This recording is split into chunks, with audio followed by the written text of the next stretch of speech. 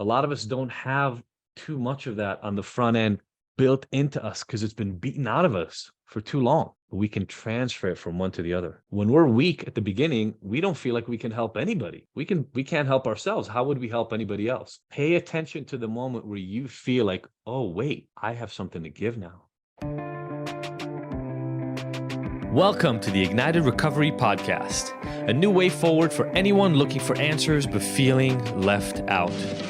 If you've been searching for empowerment, triumph, and purpose, you've found them right here. You won't hear the same solutions, and you're not going to have any excuses to fall back on, because Ignited Recovery allows heroes to rise and become their best selves. I'm Dr. Sophie Jaffe, and I can't wait to be your guide on this journey. Are you ready to become an ignited hero?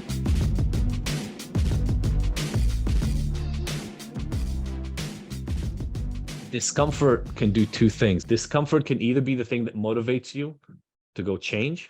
Most people change because they're uncomfortable. That's why you change.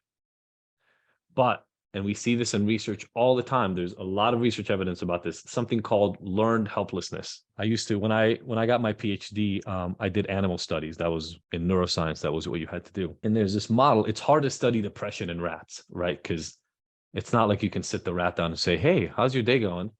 How are you getting along with the other rats? Oh, I didn't know the rats were picking on you. That must suck, right? How's your mom? Do you get along with your mom? You can't have that conversation with a rat. So they had to develop models of what depression would look like in animals. And the model they came up with eventually was the things that would get animals to a place where they would stop trying to get better. So I'm going to use the rat example. They've done this with dogs. They've done it with a bunch of different types of animals. But let's say one of the studies, and this might make a lot of sense to you once I describe this thing as a metaphor for life. One of the studies was this. They would take a plastic container and fill it up with water. And under the water, so the container was see-through plastic, right? Translucent plastic. Under, they would put translucent plastic boxes so that the rat would have places to walk through the water. So you could start on one end, get food on the other end. He would walk, but you couldn't see what he could walk on, right? Because the boxes were translucent. So it felt like he was walking on air or in the water. After a bunch of these runs where the animal would learn where the boxes are so it could get to the food really, really fast, on the next try, they would pull out all the boxes. So all there actually was now was a tank full of water, rat on one side, food on the other side, but no boxes to walk across. Rat walks out, starts drowning. And literally the experiment was, how long would it take for the rat to stop trying to swim to the other side or to stop trying to defend itself? Once they got to this state, that was the state of learned helplessness. Essentially, the rat learned there's nothing they can do to save themselves, and they would just stop trying. Don't be afraid. Somebody would pick them up when they would stop trying. They wouldn't actually let them drown, but the question was, how long would it take them? And then they would study all these different things. What makes animals more depressed, less depressed, faster to be depressed, all that stuff. Think about the metaphor for our lives. Doesn't it sometimes feel like you're just treading water and there's nowhere to stand? There's nowhere to get your head above water. There's nowhere to give you room to breathe. Isn't that what it kind of feels like sometimes? That's learned helplessness. But listen to the term, learned helplessness. Rat's not really helpless, but it learned that it is through a set in circumstances, right? The experimenters changed the circumstances, and now the rat feels helpless. Here's why this is important, and here's me taking it back to the beginning of what we're talking about. There's external accountability, and there's internal accountability. I want you to do everything you can to rely on the external accountability. Rely on the groups, rely on the ignited community, rely on each other, right? The friends that you make within this group.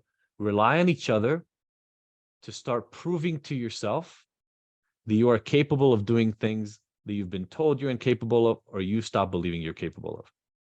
Rely on the external accountability for that. And as soon as you get a glimpse of it, start seeing how to transfer that to internal accountability. How to start getting to the place where you can rile yourself up, where you can generate that motivation and excitement. Because as you gradually transfer that, as you prove to yourself that you can be accountable, and you start believing in yourself, there's a term for that. It's called confidence. I think confidence is confident, right? It comes from confident. Confidence in self is just a belief that you can do the things you try to do. You feel confident in your ability to do those, right? A lot of us don't have too much of that on the front end built into us because it's been beaten out of us for too long. We can transfer it from one to the other. When we're weak at the beginning, we don't feel like we can help anybody. We can't help ourselves. How would we help anybody else? Pay attention to the moment where you feel like, oh, wait, I have something to give now. Because the moment that happens, here's what has just transpired in your own head. Your belief in your capacity just transferred. Because now you believe you have enough strength, enough wisdom, enough meaning between your ears, given your experience, to help somebody else who's out there. And I'll just put it out here. If you can help somebody else, you can help yourself. And so to me, that's the game we play here. It's why we have no shame in any of our groups. Because I want every single one of you in any of our groups to be able to bring whatever is happening in your head.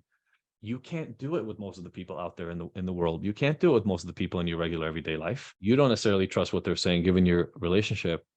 And who do they expect you to be always? Same person you've always been. And by the way, that's not their fault. It's who you've always been. So of course they would expect that. But check this out. We don't know you that way. I don't know you that way. Nobody in these groups knows you that way. You get to start experimenting. You get to start being creative here. Start getting really comfortable speaking what's going on in your mind. Stop censoring it. Stop trying to figure out how to look good in here. That is not the point. The point is to start experimenting to figure out who you are, your real authentic self, who you really are. Because when you find that person, now you can start bringing that out into the everyday world.